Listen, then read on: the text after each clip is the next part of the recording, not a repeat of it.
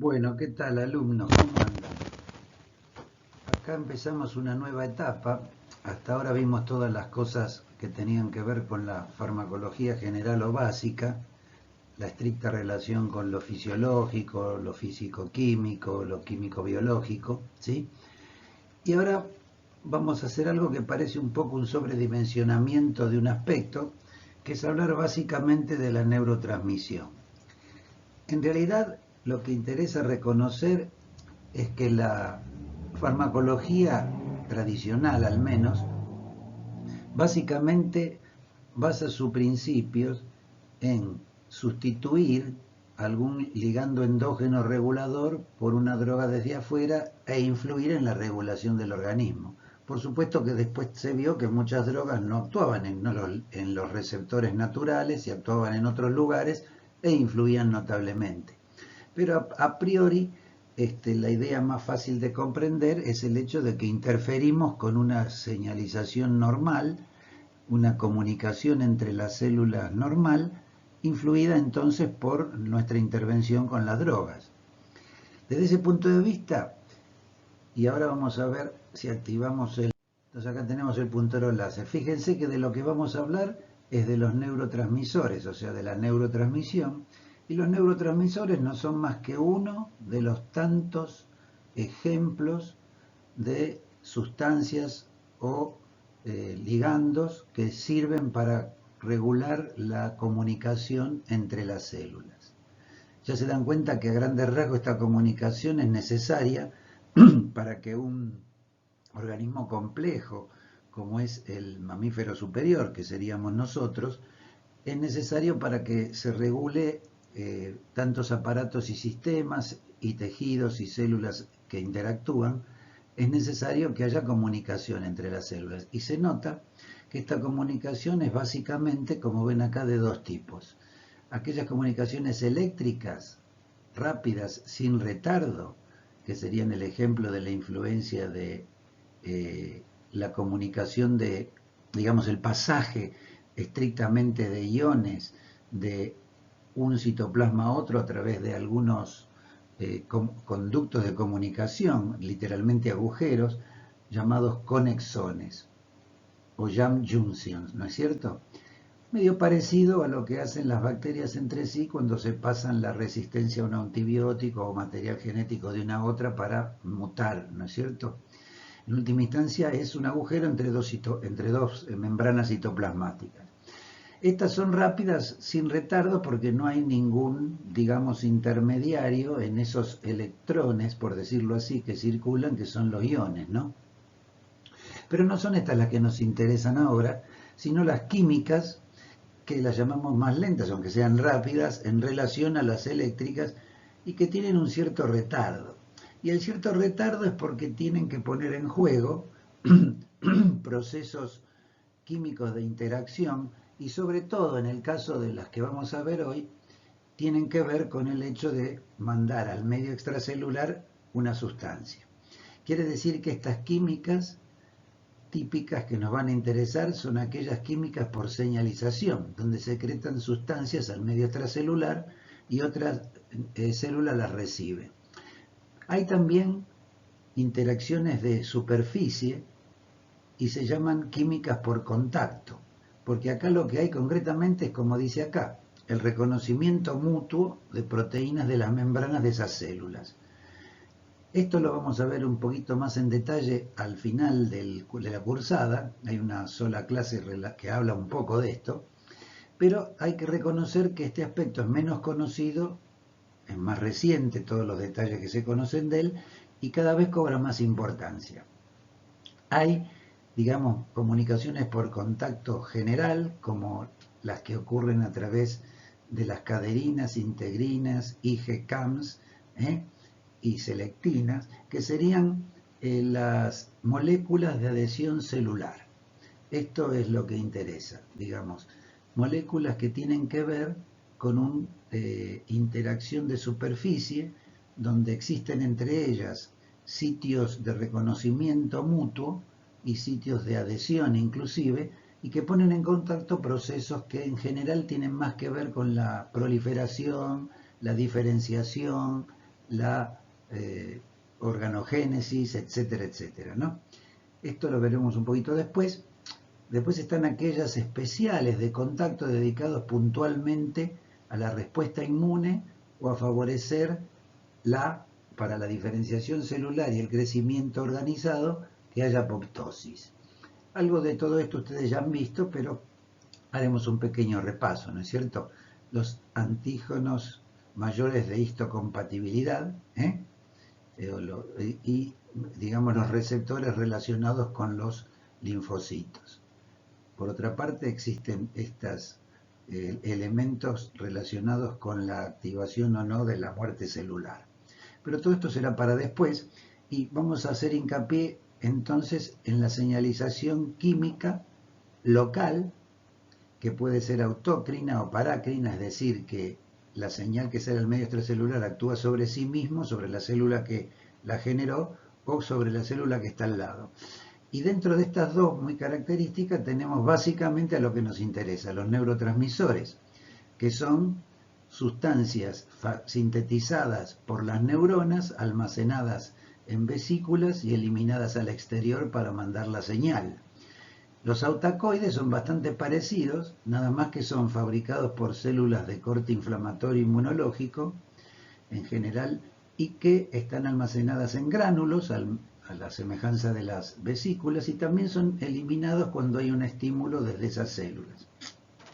Por supuesto que señales a nivel distante, sistémicas, donde la célula que lo genera está lejos de la célula que recibe la información, es lo que llamamos endocrina, y ahí verán las hormonas fabricadas por la glándula de secreción interna, las neurohormonas fabricadas por las neuronas, y las citoquinas que están fabricadas por los linfocitos para regular situaciones de inmunomodulación o respuesta ante lo extraño, o la inflamación o la alergia, o el rechazo de trasplante, etcétera, etcétera, etcétera.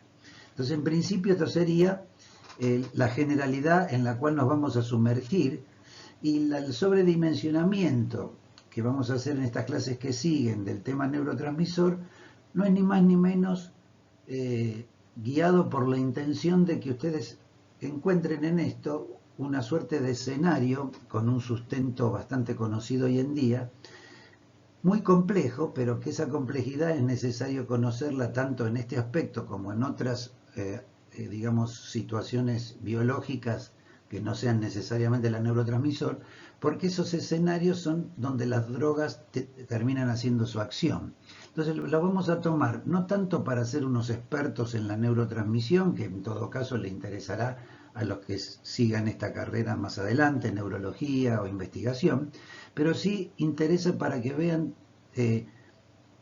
cuán complejo es el escenario en el cual las drogas interactúan y cómo pueden, desde un punto de vista de una organización mental para su uso más racional, cómo uno puede influir en distintos aspectos de las funciones que estamos estudiando, que en este caso sería la neurotransmisión. Muy bien.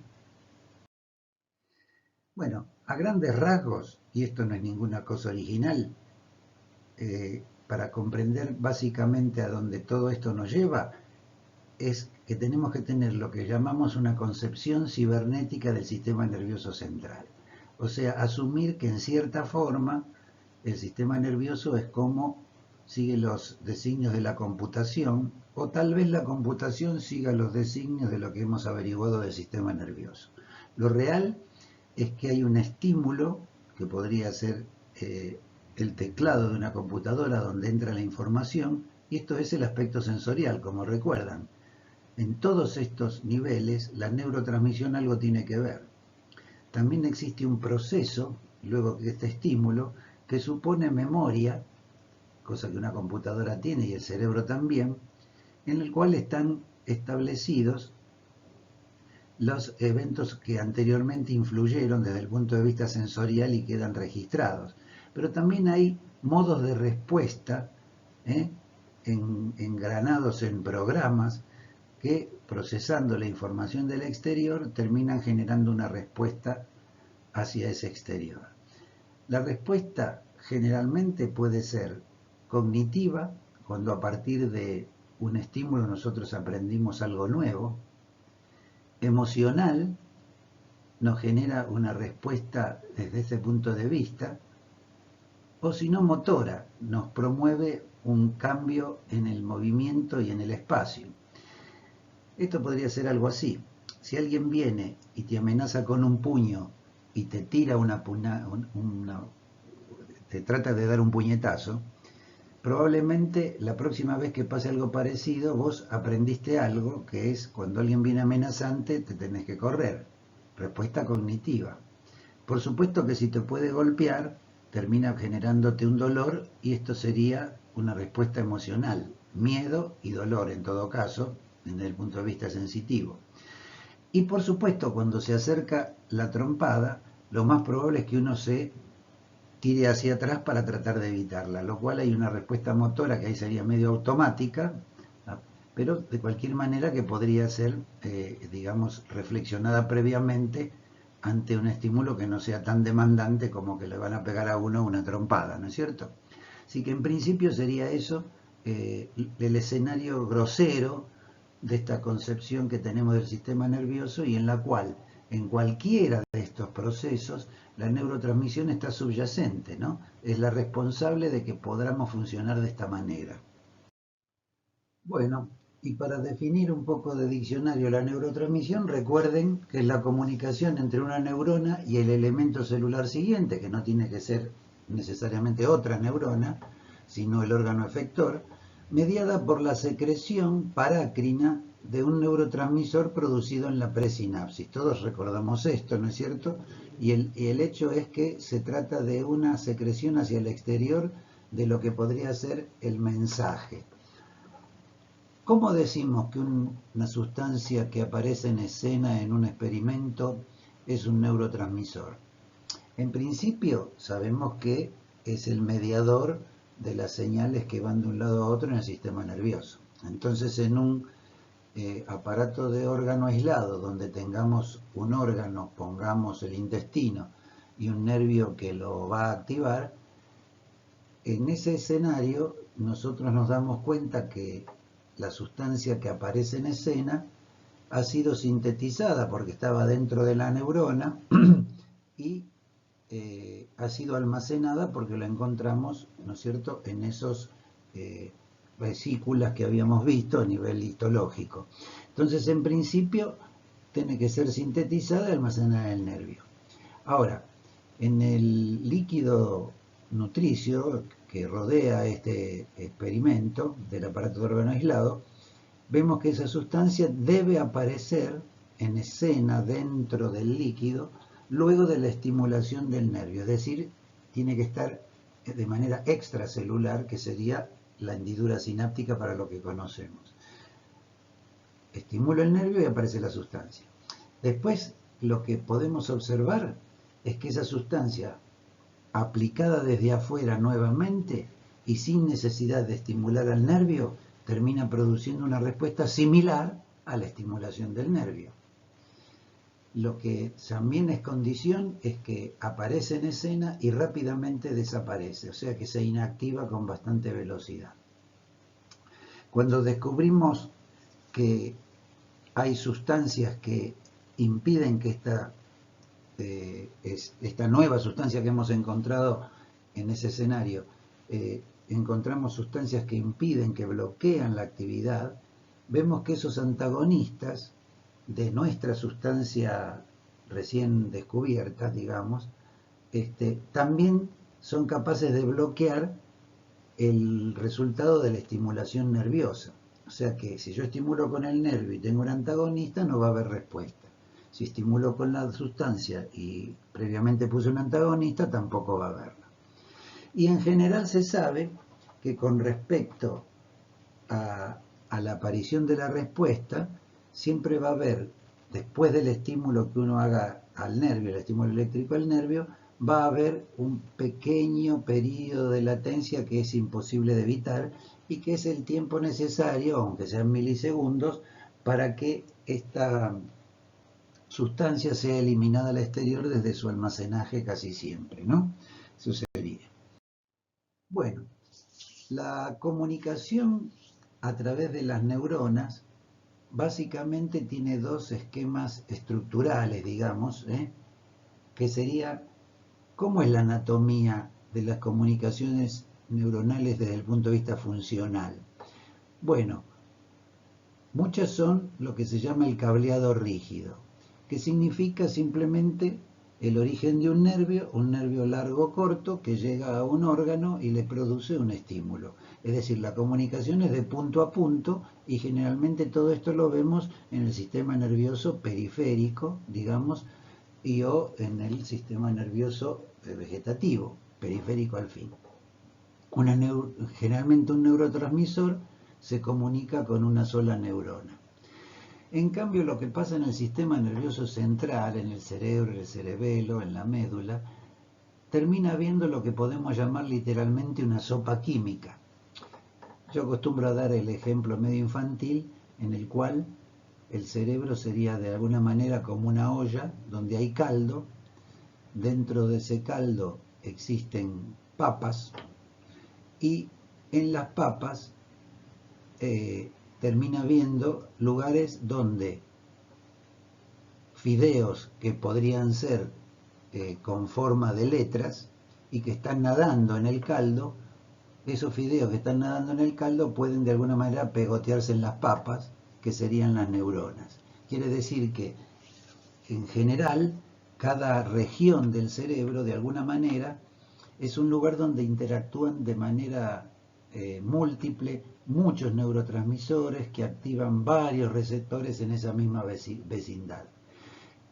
O sea que una neurona va a estar influida por un neurotransmisor, probablemente el principal de esa vía sensorial o motora, o la que fuese, de ese tracto neurológico, pero también va a haber otras sustancias que están influyendo para bien o para mal en cuanto al modo en que esa neurona va a responder.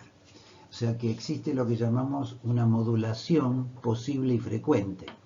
Y nos vamos ya, que esta modulación posible y frecuente nos permite definir bien claramente lo que entendemos por modulación a nivel del sistema nervioso central, pero que es aplicable ese término también, por ejemplo, a la radiofonía. Fíjense, modulación, facilitar o inhibir la producción, recepción o el efecto de un mensaje. En principio pasa eso para la teoría de la comunicación a distancia.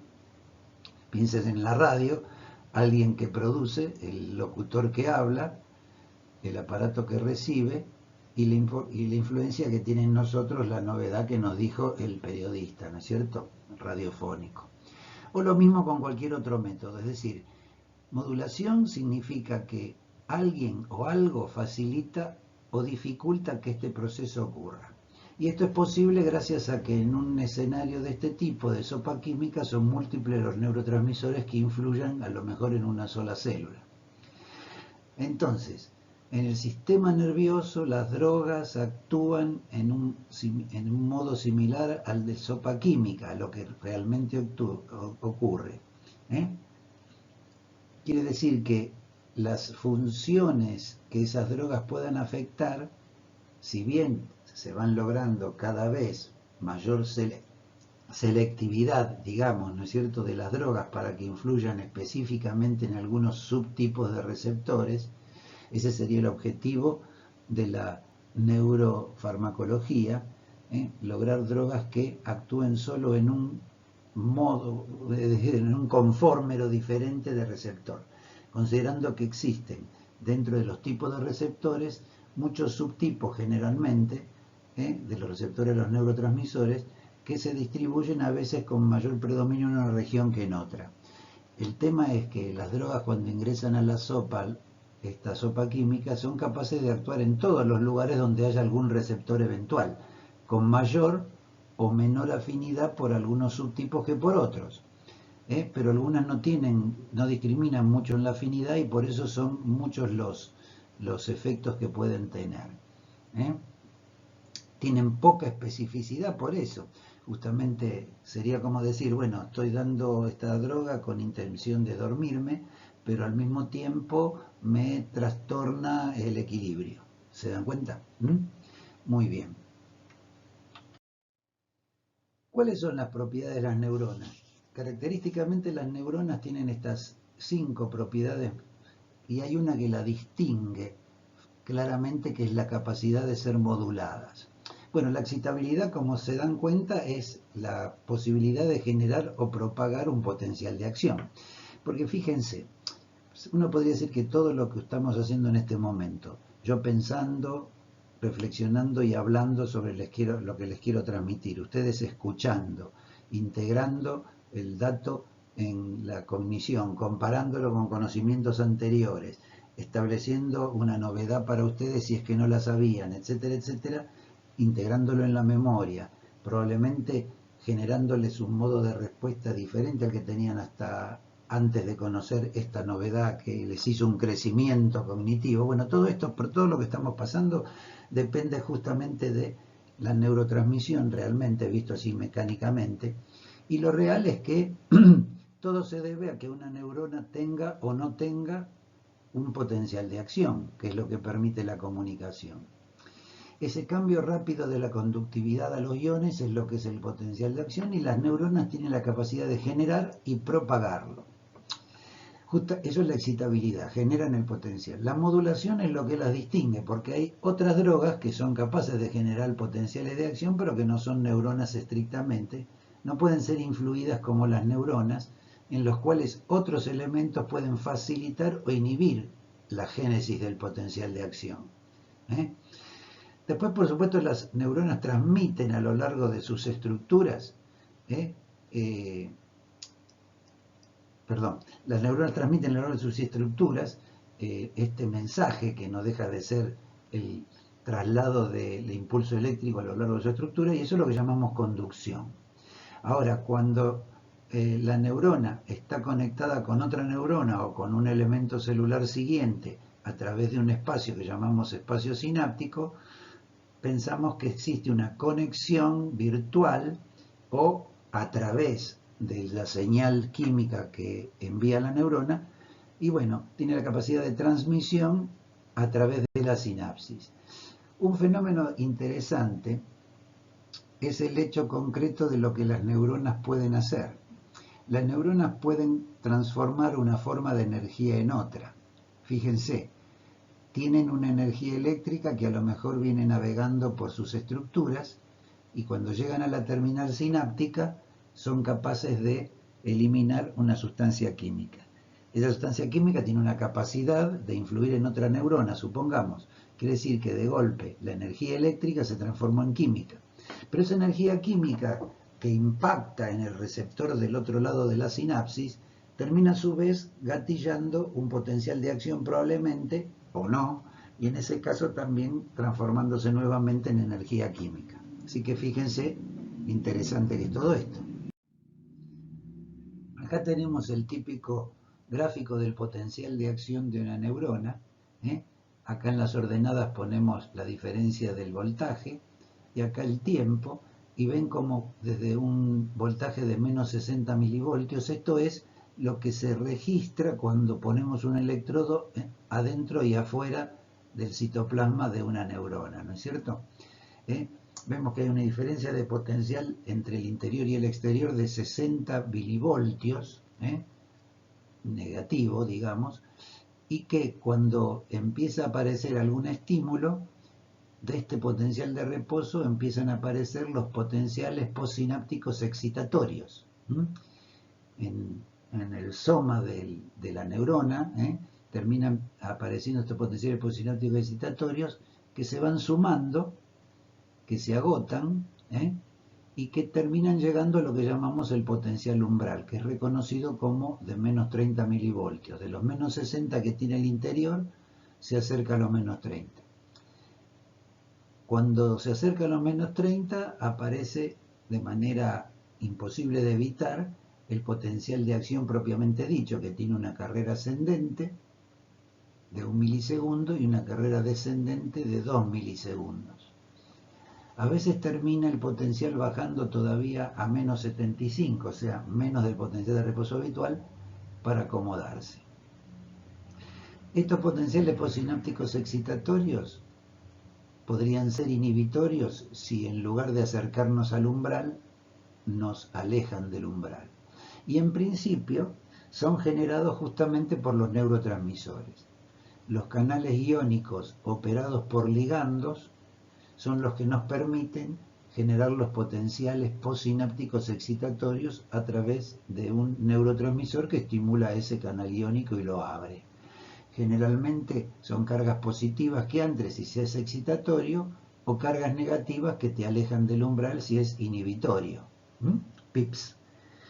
El potencial de acción depende de los canales iónicos operados por voltaje, porque es el voltaje que llega al umbral el que abre el canal, y generalmente son canales de sodio que permiten la entrada masiva de sodio, que en realidad es muy poca la diferencia entre el sodio que hay dentro de una célula y el que hay después de que esa célula está activada, pero es lo suficiente para hacer un cambio notable en la polaridad.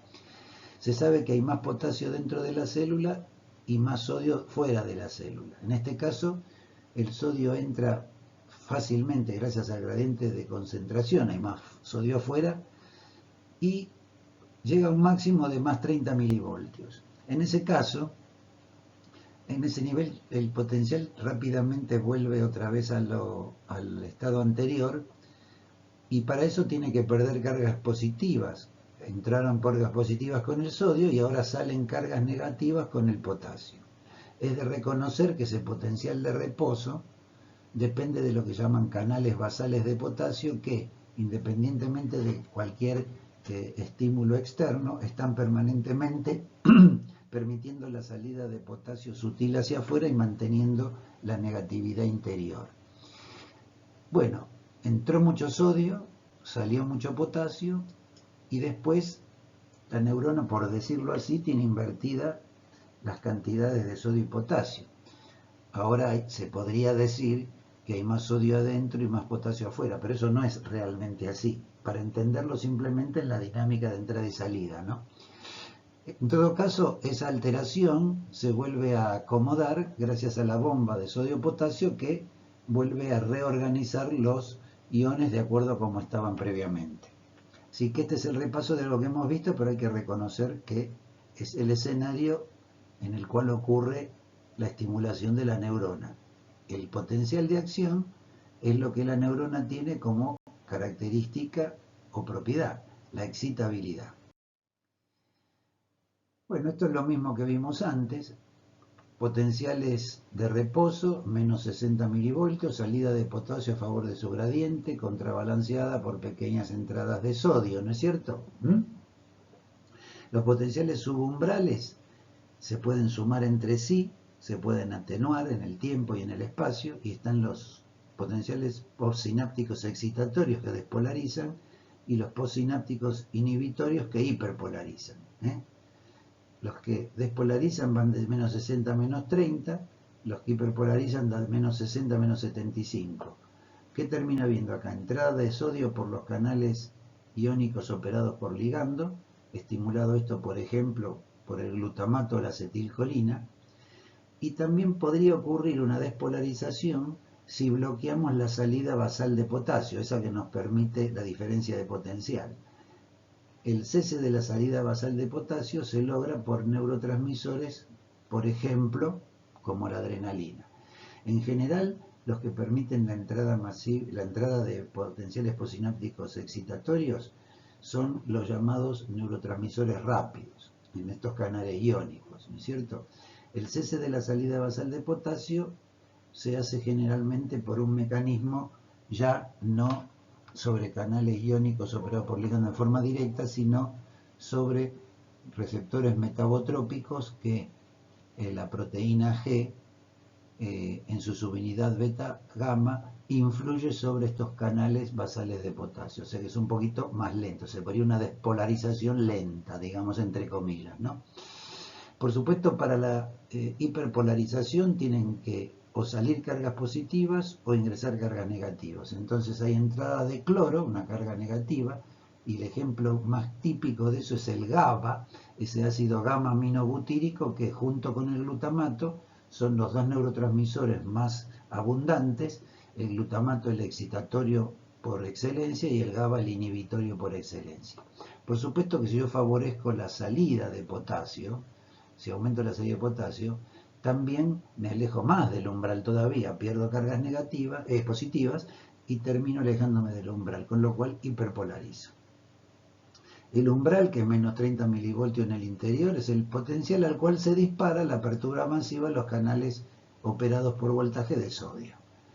Recuerden que la despolarización es la carrera ascendente, la entrada masiva de sodio por su gradiente es 1 milisegundo. Después 2 milisegundos para ir repolarizando, salida más lenta de potasio, que es la carrera descendente, como habíamos visto. Y después en 1 milisegundo está la reagrupación iónica por el intercambio sodio-potasio. Recuérdense que el potencial de acción, cuando se llega al umbral, o ocurre o no ocurre, pero no hay potenciales pequeños que se van sumando como antes. Y cuando se dispara no se puede inhibir hasta que no se agota.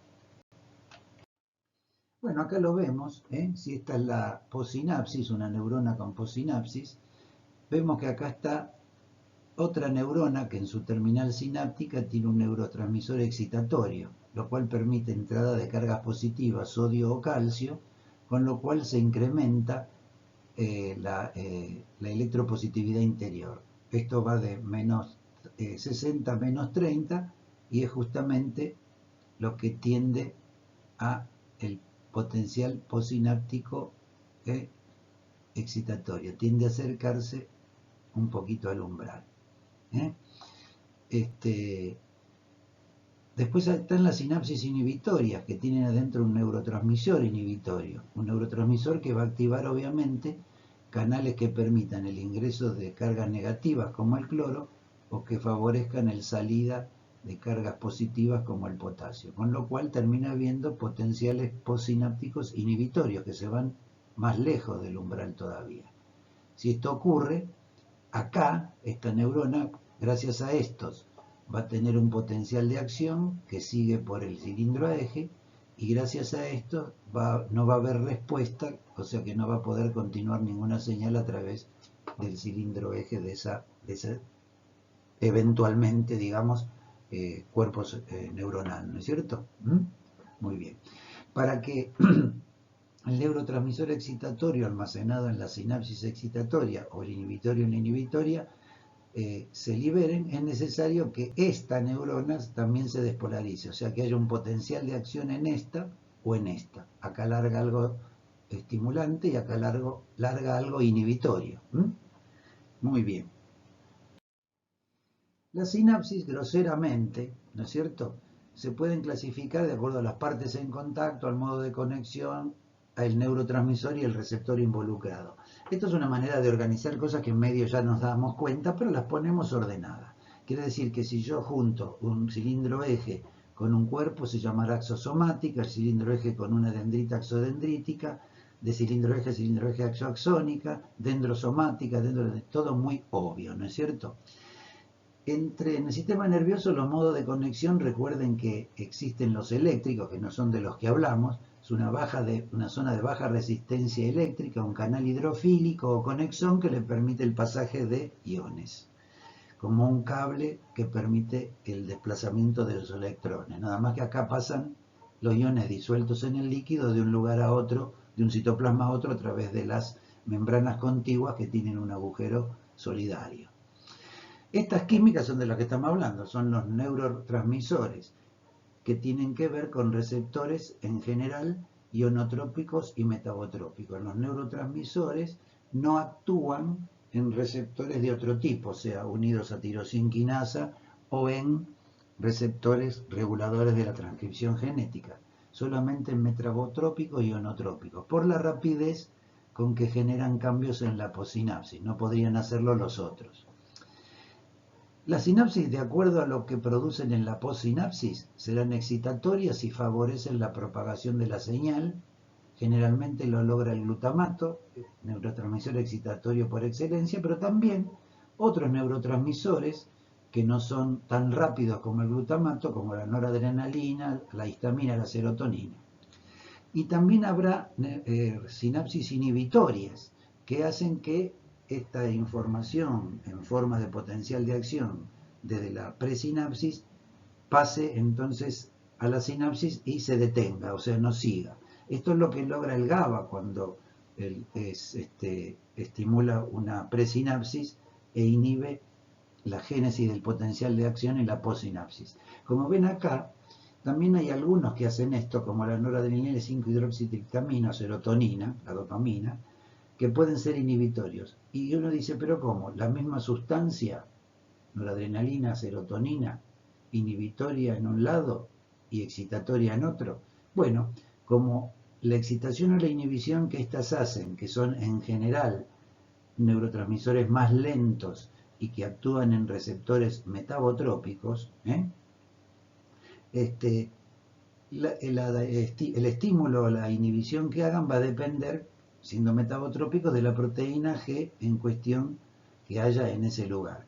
Algunas proteínas G favorecen la excitación porque su subunidad beta-gamma favorece la entrada de un guión positivo, y otras, teniendo el mismo ligando, por ejemplo la misma noradrenalina, son capaces de su subunidad beta-gamma favorecer la entrada de iones negativos y más propiamente la salida de iones positivos, con lo cual terminan inhibiendo al otro lado de la sinapsis. Obviamente también llamamos algunas sinapsis rápidas y otras lentas, aunque las dos son muy rápidas, ¿no es cierto?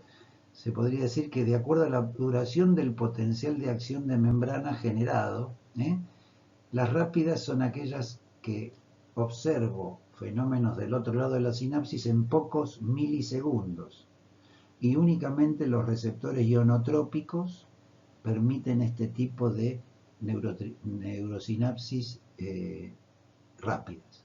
Los receptores ionotrópicos son activados por neurotransmisores rápidos como el glutamato, el GABA, la acetilcolina, un tipo de receptor que tiene la serotonina que permite, que es un canal iónico también, etc. Y también estarían las sinapsis lentas, que simplemente tardan ya no milisegundos, sino varios milisegundos, hasta un segundo, y casi siempre estas son favorecidas por receptores metabotrópicos, donde ahí estos neurotransmisores más vale lentos, ejemplo de eso, serotonina, noradrenalina, actuarían como moduladores. ¿Qué quiero decir con moduladores? Que estos receptores metabotrópicos de estos neurotransmisores influyen de manera más lenta en la possinapsis, de tal forma de que los neurotransmisores rápidos que usan receptores ionotrópicos y que influyen de manera rápida, puede ser que se encuentren con la acción todavía retardada de estos neurotransmisores más lentos, con lo cual estos, los más lentos, terminan siempre modulando a los rápidos, porque a lo mejor si el modulador más lento termina favoreciendo el acercamiento al umbral, un neurotransmisor excitatorio rápido se va a encontrar con un umbral más fácil de acceder, con lo cual la respuesta va a ser más rápida todavía. Y lo mismo al revés, ¿no es cierto?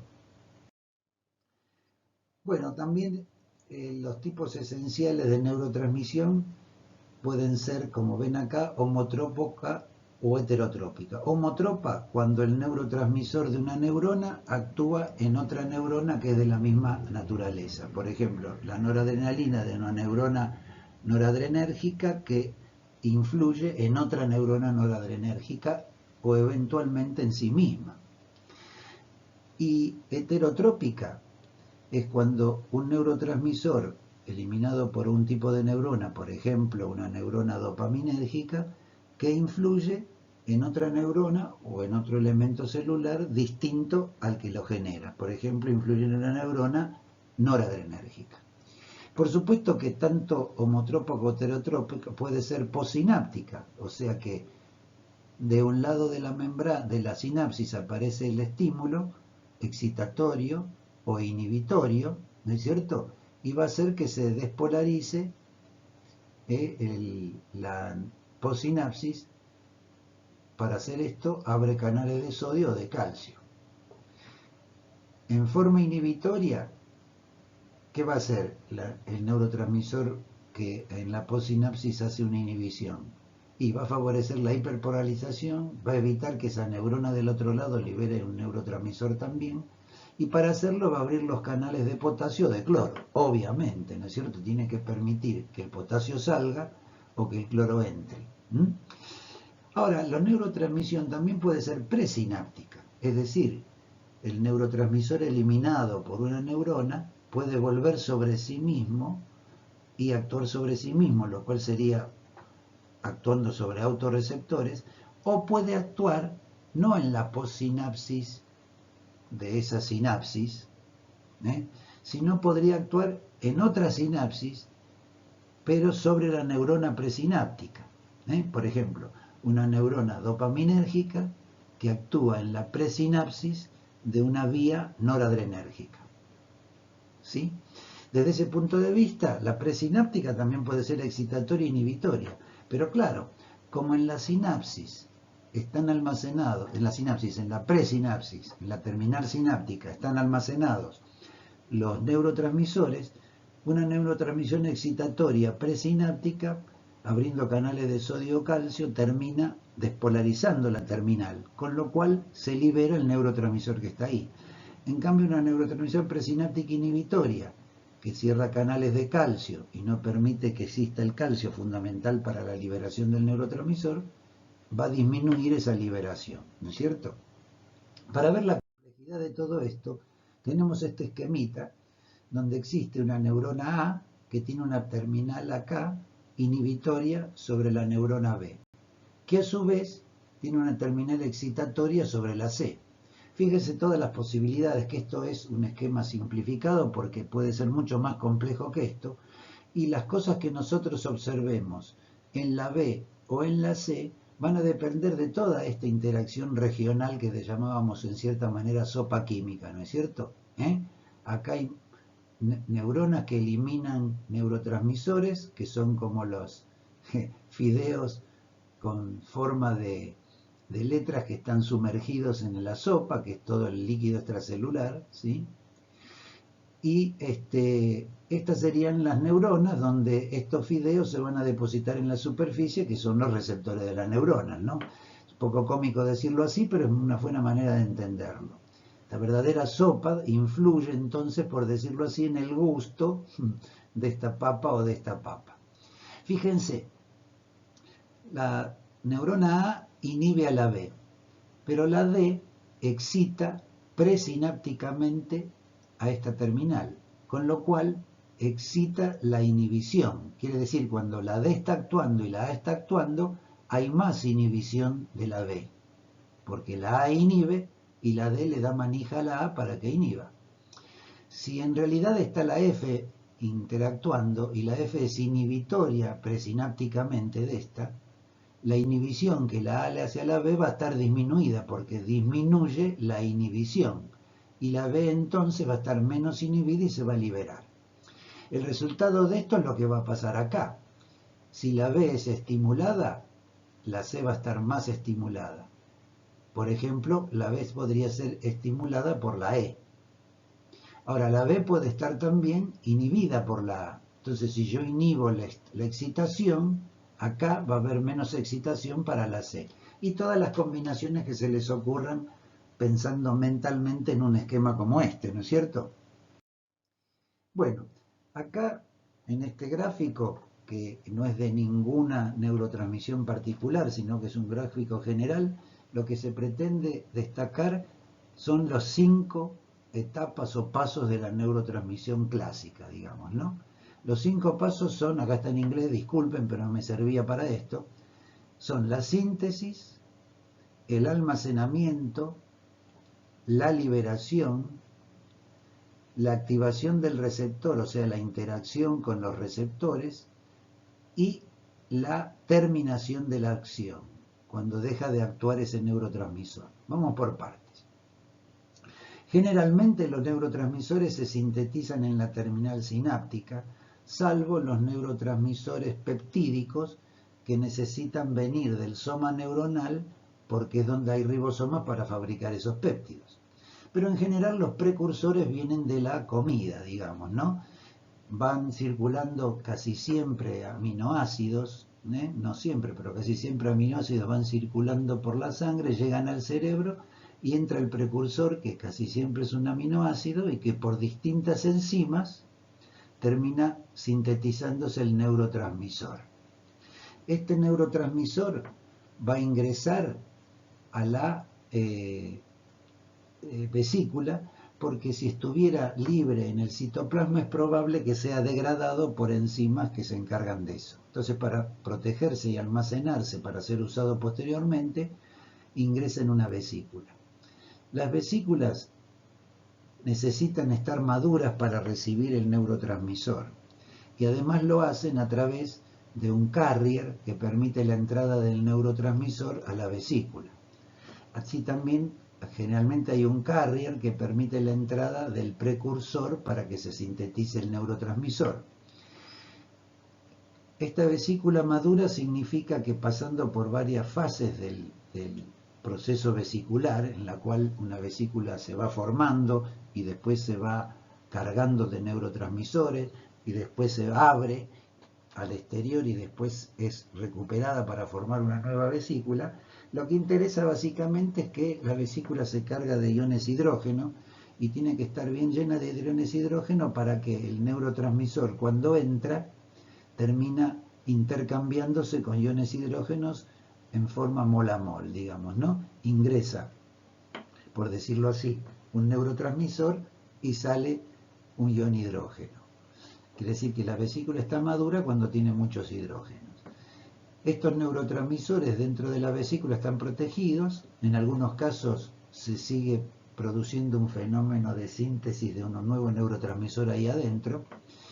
Y en principio, esto sería el almacenamiento, merced entonces a un transportador o carrier que se llama transportador vesicular de neurotransmisores, algunos que son aminas, otros de otro tipo. Cuando viene viajando el potencial de acción por acá, o cuando otra sinapsis de otra neurona que acá no está mostrada permite el ingreso de iones positivos acá, la terminal sináptica se despolariza porque se acerca al umbral, sea porque viene el potencial de acción ya despolarizando todas las estructuras en forma secuencial, o sea porque ingresó un ion positivo gracias a la influencia de otro neurotransmisor, de otra neurotransmisión en esta terminal. Sería una influencia presináptica, ¿no es cierto? Cuando termina ocurriendo esto y se despolariza la terminal, al llegar al umbral también se abren no solo los canales de sodio, que significan la despolarización, sino canales de potasio.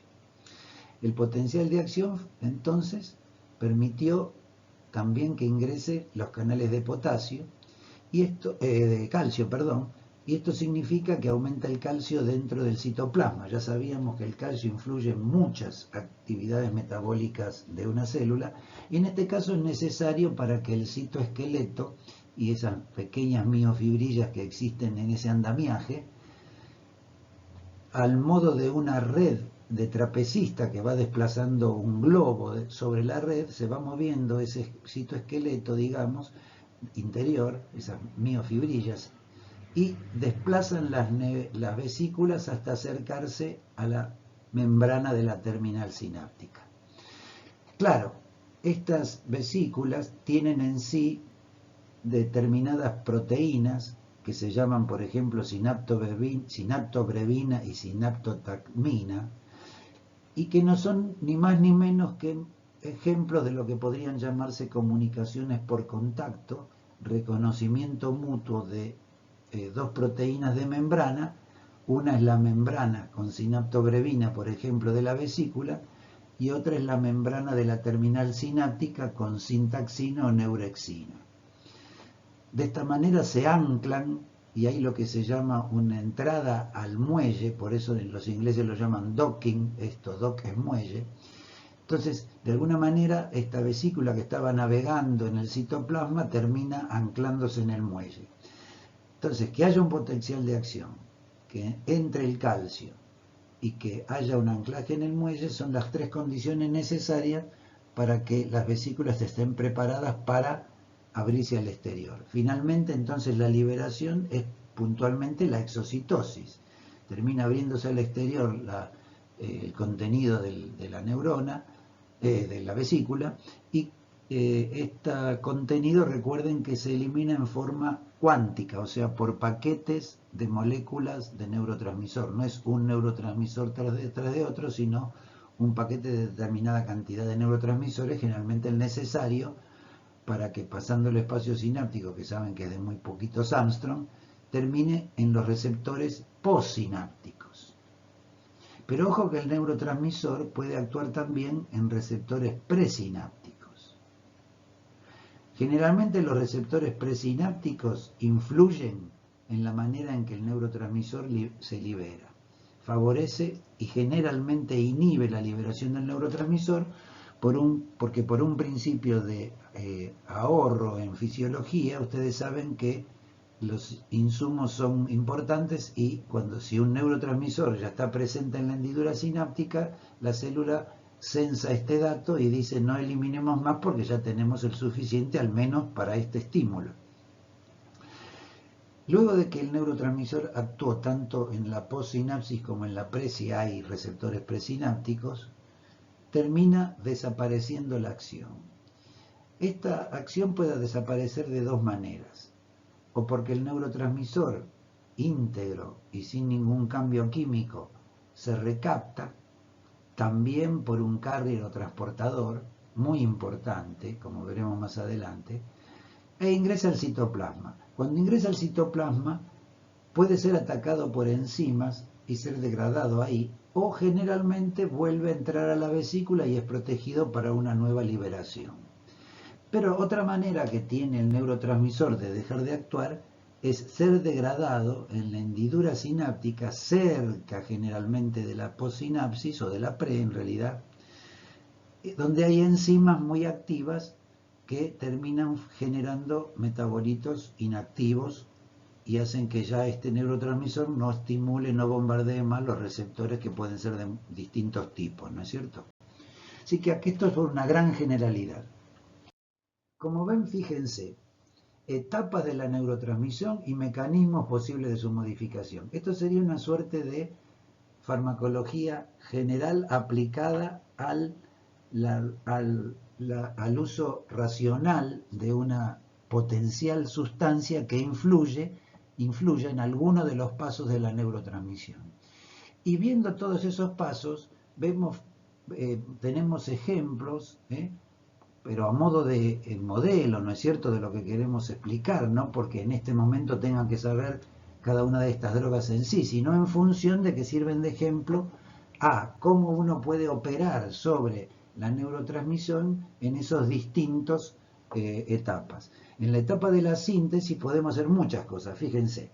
Podemos inhibir la captación de precursores, no van a entrar esos aminoácidos que dijimos generalmente que sirven para fabricar aminas biógenas, que es el modelo más clásico de la neurotransmisión. El hemicolinio, por ejemplo, dificulta la entrada de la colina a las neuronas colinérgicas. También podemos a esa terminal sináptica darle precursores o intermediarios de la cadena de síntesis, darle sustratos para que las enzimas que fabrican neurotransmisores lo fabriquen.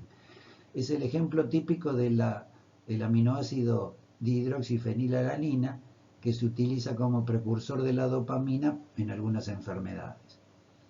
También podemos dificultar, no solo favorecer la síntesis, sino inhibir las enzimas de síntesis, que es bastante común como operación, aunque no sea una droga que se haga frecuentemente. Por ejemplo, la alfa-metiltirosina dificulta la síntesis de dopamina y noradrenalina, como veremos después.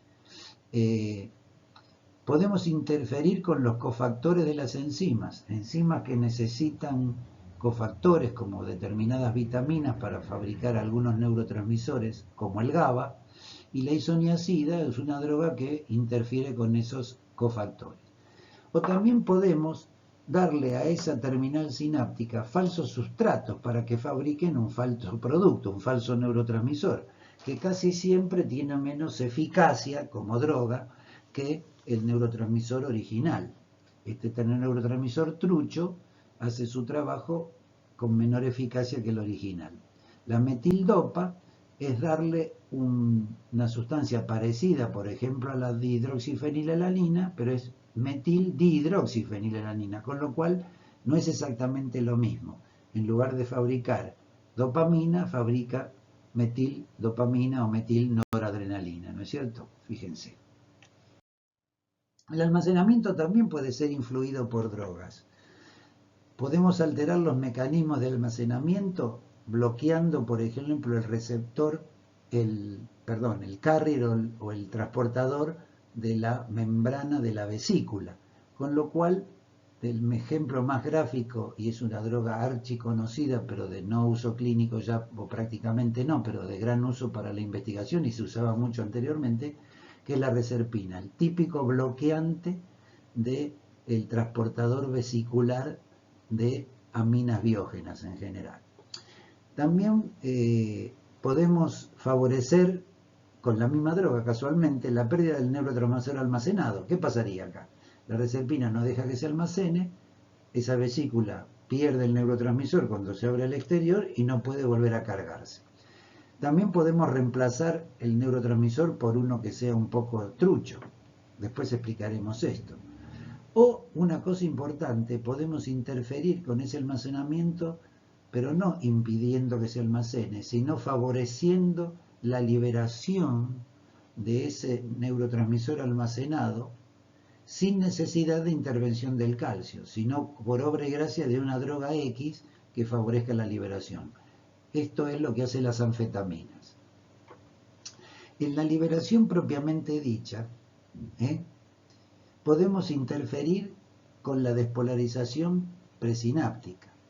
Entonces, podemos de alguna manera influir en la presinapsis de eventualmente la neurona que generó la sustancia. Por ejemplo, hay una droga como la clonidina que actúa en el receptor presináptico alfa 2 de la noradrenalina e impide la liberación de esa noradrenalina. Interferimos con la despolarización presináptica, con lo cual no hay liberación. También se puede afectar las proteínas de contacto entre la membrana de la vesícula y la membrana de la terminal sináptica, esa sinaptobrevina y esa sintaxina, recuerdan. Y esto es muy clásico. La toxina tetánica inhibe la liberación de glicina en la médula por justamente afectar esas proteínas. Y la toxina botulínica inhibe la liberación de acetilcolina en la placa mioneural por desnaturalizar a las proteínas de contacto vesicular membranar. También podríamos, en forma menos frecuente esto, estimular la despolarización presináptica. La misma adrenalina puede actuar en el beta 2 presináptico, otro receptor diferente al alfa 2 presináptico, que es estimulatorio y no inhibitorio. El alfa 2 presináptico es inhibitorio, estimulado por la clonidina, interfiere con la despolarización. El beta 2 presináptico es estimulatorio de esa terminal propia y favorece entonces la despolarización presináptica y la liberación de más neurotransmisor propio. Sigamos.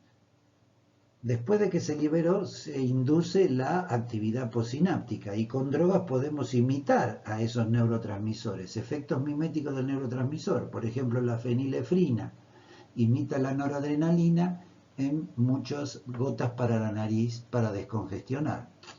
Podemos hacer el antagonismo competitivo típico que todos conocían. Por ejemplo, el prazosin bloquea la noradrenalina en uno de sus receptores, a la atropina, la acetilcolina, y así veremos un montón de ejemplos, que estos son los que ponemos acá para el Power. También hay mecanismos más sutiles en los cuales, cuando la postsinapsis ni imitamos ni interferimos con el neurotransmisor que va a estimularlo, pero en la señal intracelular de la postsinapsis, para que se active algo, interferimos con el acople receptor-efecto, como habíamos visto, una suerte de efecto sobre la secuencia de la señal intracelular. La amrinona, que se utiliza en cardiología, interfiere, modifica la influencia del estímulo de algunos neurotransmisores sobre esos receptores de la postsinapsis. Finalmente dijimos que la acción de los neurotransmisores tiene que terminar, no están estimulando la postsinapsis de manera permanente, y puede entonces, yo puedo influir en todo eso de una manera muy notable, como veremos más adelante, inhibiendo a una enzima que inactive al neurotransmisor. O sea, inhibo a la inhibición, por decirlo así, inhibo a la activación, la inactivación, y este neurotransmisor, cuando yo doy una droga que impide su degradación, termina permaneciendo más tiempo. Eso lo vemos con los inhibidores de la colinesterasa, como la neostigmina, que permiten la permanencia por más tiempo y en mayor cantidad de la acetilcolina.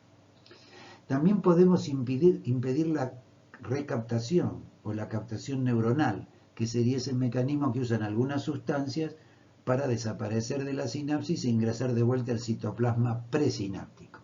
Ahí tienen, por ejemplo, muchos de los antidepresivos de uso común que inhiben la recaptación.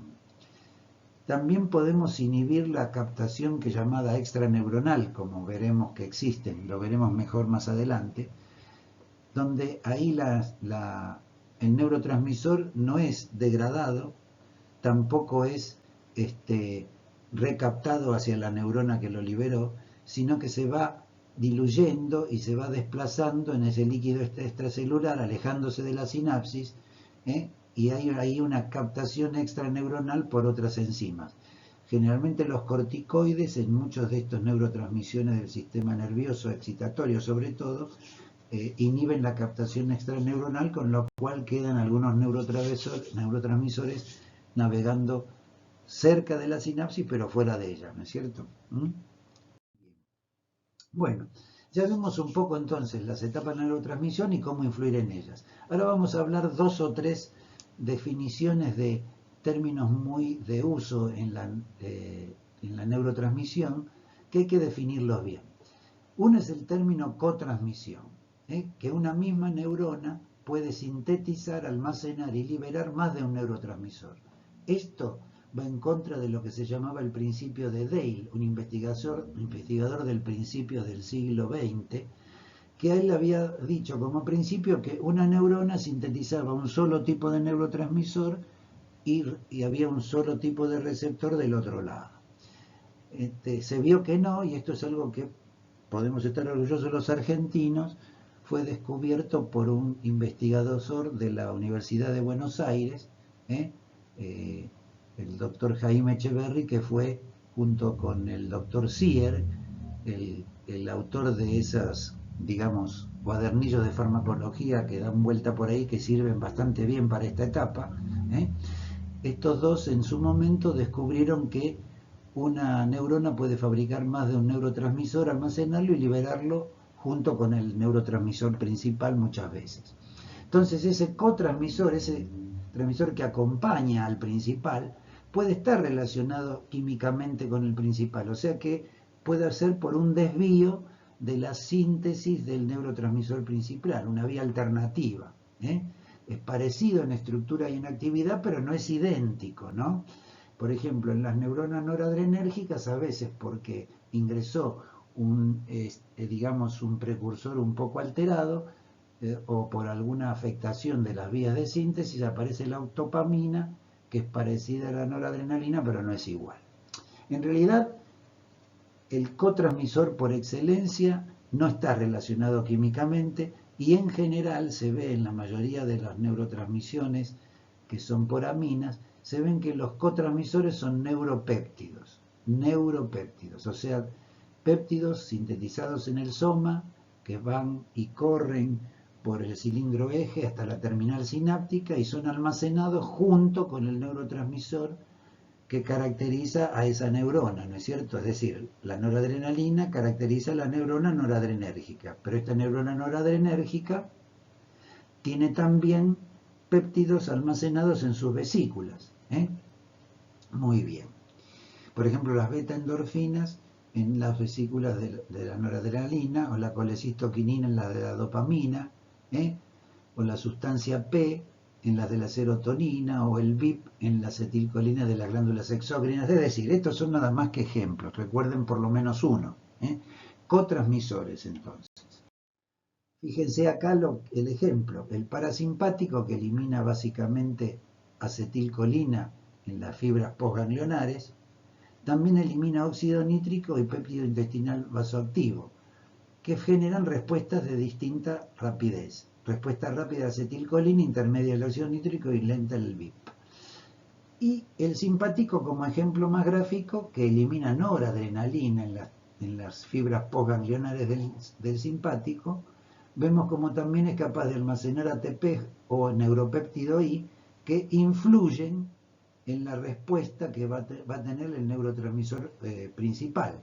Por ejemplo, el neuropéptido E estimula la respuesta intermedia de la noradrenalina, y cuando estimulamos un nervio adrenérgico, por ejemplo en una arteriola, vemos que la arteriola rápidamente tiene una contracción bastante intensa inicial y otra posterior un poco menos intensa. Hay una subida de presión más rápida y después una menos rápida, y la más rápida justamente depende del ATP, de este cotransmisor de la neurona adrenérgica. Bien. Otro concepto es la neurotransmisión retrógrada, o también llamado modulación transináptica. Fundamental definirla bien. Fíjense, vamos a leer porque es más exacto. Cuando el estímulo que el neurotransmisor produce en la postsinapsis hace que se sintetice en esa postsinapsis y se libere una sustancia que a su vez difunde otra vez a la presinapsis, va para atrás. Y al ir para atrás influye en esa presinapsis, modulando la descarga del neurotransmisor propio. Ahora lo vamos a ver en un gráfico que es más ilustrativo. Pero el ejemplo más gráfico que tenemos es del óxido nítrico desde las postsinapsis a las desde la postsinapsis a la presinapsis glutamatérgica, inducido, por ejemplo, por una vía del GMP cíclico, induciendo por esa vía la futura liberación del glutamato. La verdad que es un poco complejo leerlo, pero fíjense cómo se ilustra con el gráfico.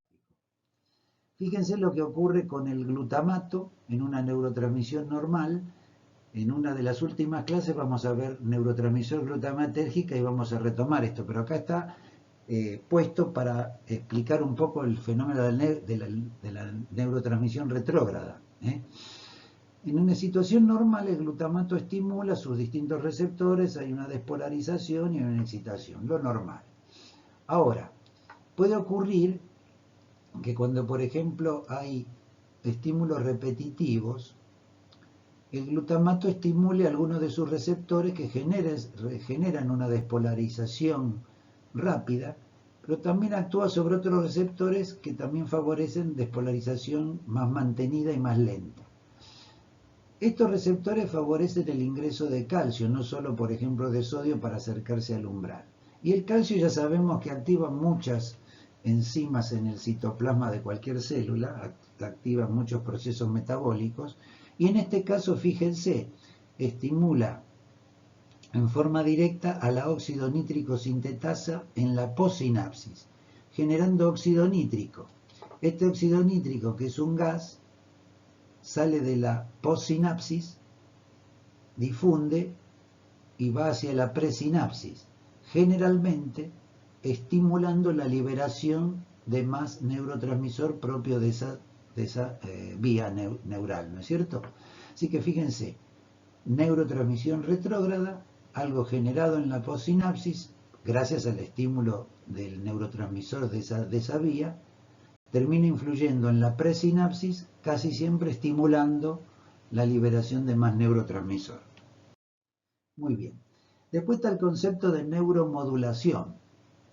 La neuromodulación, como ustedes recordaron, es un caso especial del término modulación que lo podemos aplicar, habíamos dicho, en la transmisión radiofónica.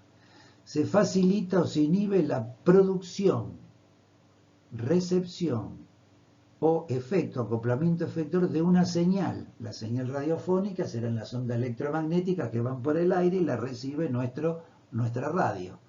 Esta es una señal química que viaja por la sinapsis y influye en la possinapsis. Entonces influye en el tono global de la neurona que recibe esa modulación y la pone en una situación especial para responder a otros neurotransmisores, tal vez el principal de esa vía, que influye en ella, ¿no es cierto?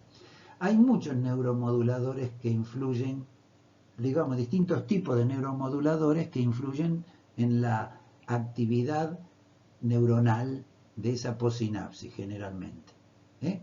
O de una presinapsis, en realidad es lo mismo, ¿no?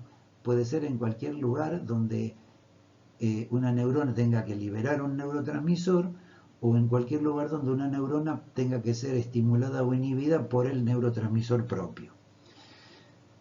A veces hay neurotransmisores bien conocidos que son básicamente moduladores por su modo de actuar.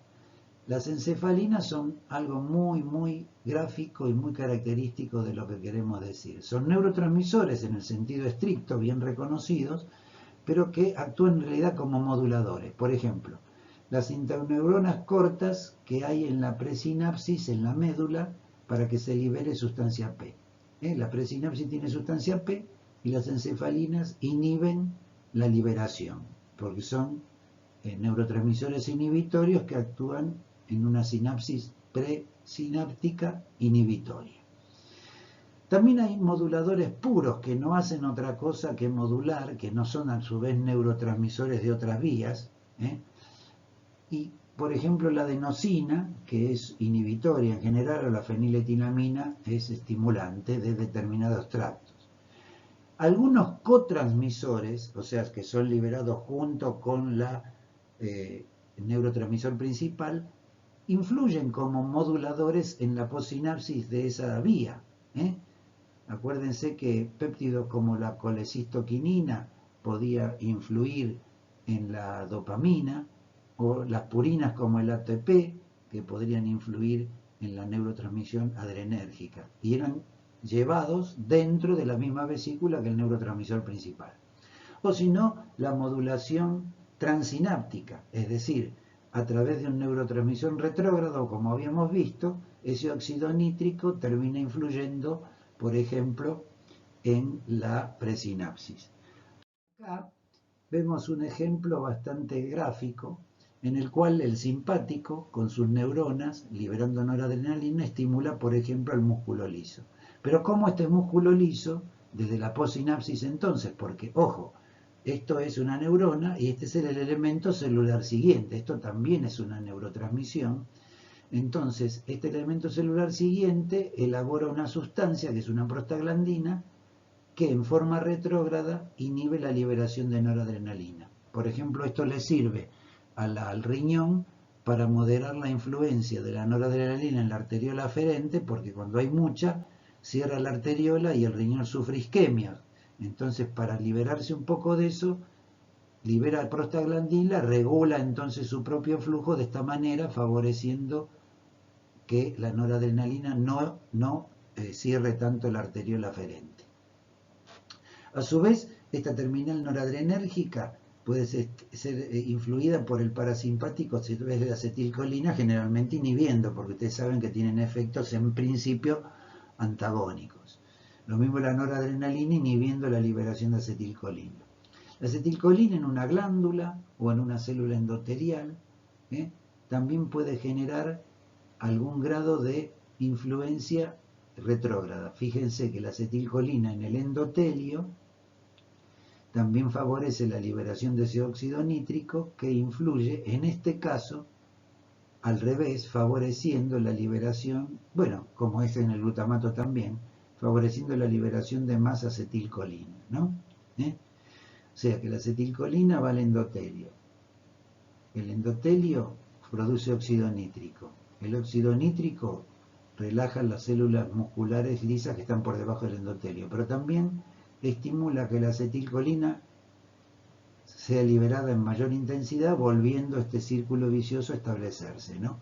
Por eso hay una gran vasodilatación con una descarga vagal, una descarga del parasimpático que favorece la gran vasodilatación universal y el shock, digamos, ¿no?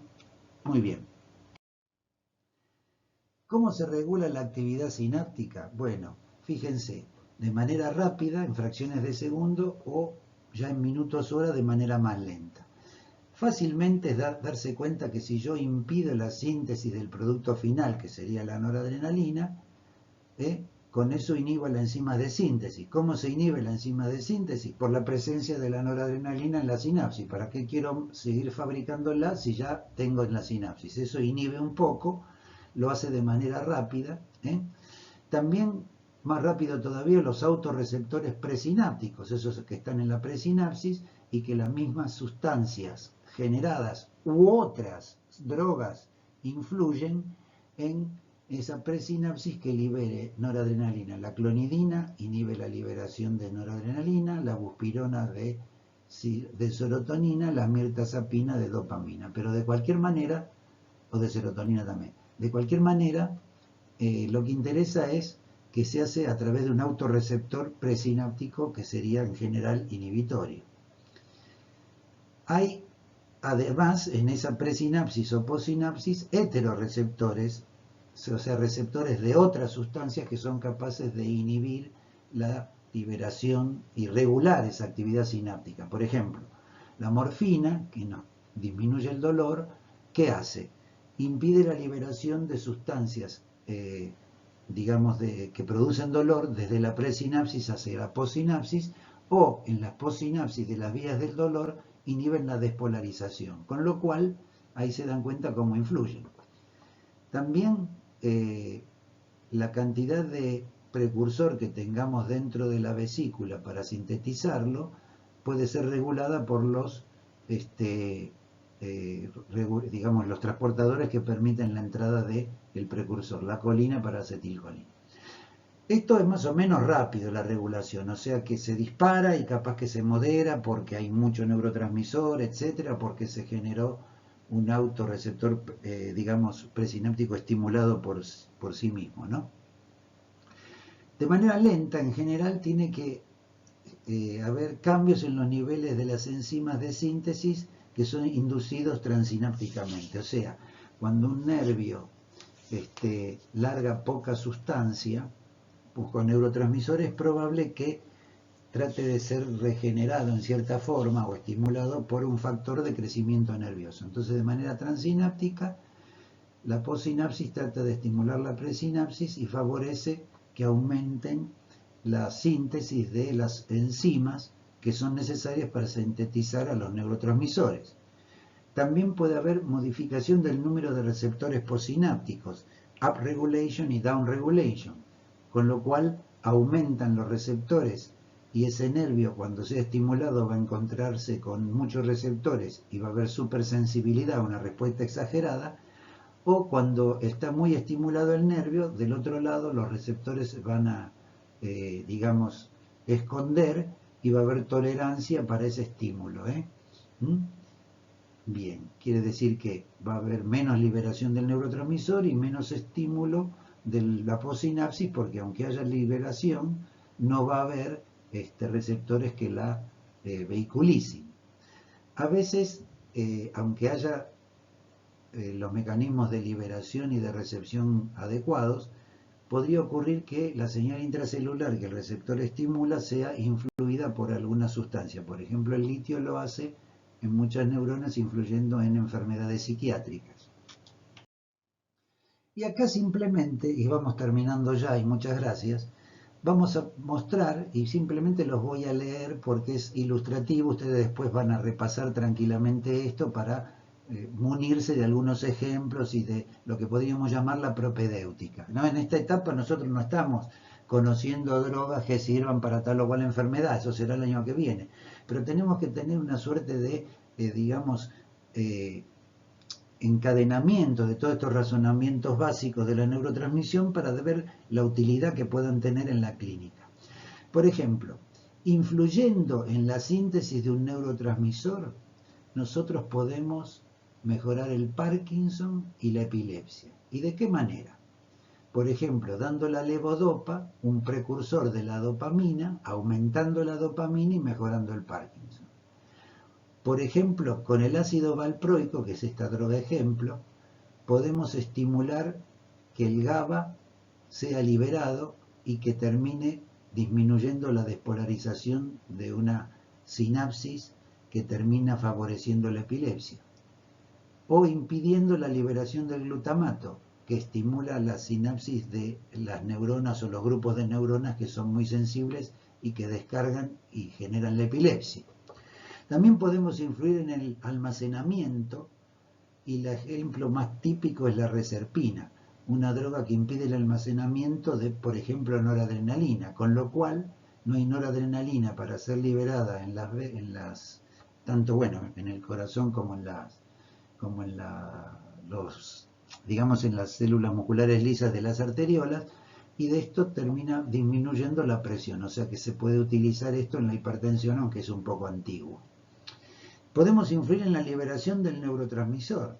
Por ejemplo, las anfetaminas favorecen la liberación de noradrenalina, y si bien no son de uso recreativo o ilegal, pero en algún momento se han usado para el síndrome de déficit de atención e hiperactividad, o en la narcolepsia, esa enfermedad en la cual la gente se queda dormida porque la noradrenalina vía anfetamina va a estimular el alerta. Una droga como la lamotrigina impide la liberación del glutamato, con lo cual, como el glutamato es estimulatorio, sirve para la epilepsia, disminuyendo la despolarización de las neuronas epilépticas. O el gabapentin favorece la liberación del GABA, con lo cual el GABA aplaca a esas neuronas que están a medio excitar permanentemente, y que eso es la base de la epilepsia. Fíjense algo bien gráfico de todos los días. Podríamos influir en la recaptación del neurotransmisor, que es necesario para ahorrar neurotransmisor, y acá tenemos los típicos antidepresivos modernos, la fluoxetina, o un poco más antiguos, los tricíclicos, la amitriptilina.